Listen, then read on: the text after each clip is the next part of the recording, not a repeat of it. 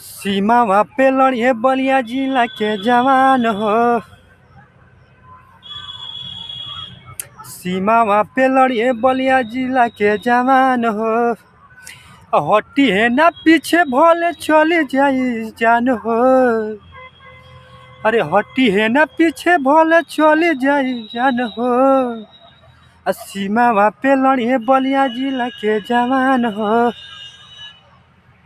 सीमावा पे लड़िए बलिया जिला के जवान हो।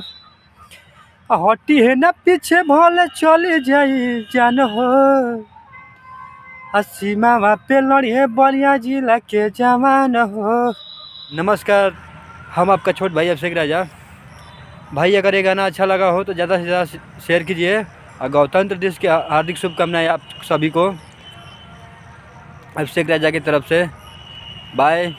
कैसे हैं भाई? बढ़िया हैं।